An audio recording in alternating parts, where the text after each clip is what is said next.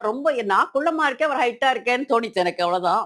ஏன்னா நம்ம கல்யாணத்துல பார்ப்போம் இல்லையா? பொண்ணு வந்து இந்த ஹைட் இருக்கா, இருக்கா, கருப்பா, ஆமா, சேப்பான்னு ஆமா, பார்ப்பாங்க ஆமா, இல்லையா? ஆமா. அதனால நான் அப்போதைக்கு எங்களுக்கு அவ்வளவுதான் தோணும்ப்பா. எங்களுக்கு வேற எல்லாம் ஒண்ணும் தெரியாது. குண்டா இருக்கானா, கருப்பா இருக்கானா, சேப்பா இருக்கானா அதெல்லாம் எங்களுக்கு தெரியாது.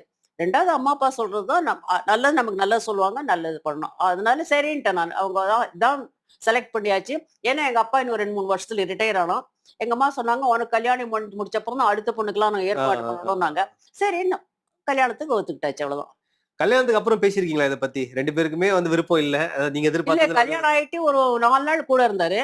அவங்க அம்மா வீட்ல இருந்தேன். அப்புறம் அவர் டெல்லிக்கு அ அ வேலை விஷயமா போயிட்டாரு. அப்புறம் 3 மாசம் கழிச்சு தான் அவரு வந்து வீடு பார்த்து, எங்க ஃபாதர் இன் லா மாமனார் கொண்டு போய் விட்டாரு. குடுத்தனம் வைக்கிறதுக்கோசரம் விட்டு வந்தாரு.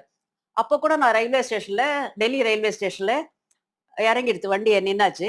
எங்க மாமனார் சொன்னாரு, "ரங்கராஜன் வந்திருக்காரா பாருன்னாரு." எனக்கு அவரோட முகம் மறந்தே போயிடுச்சு.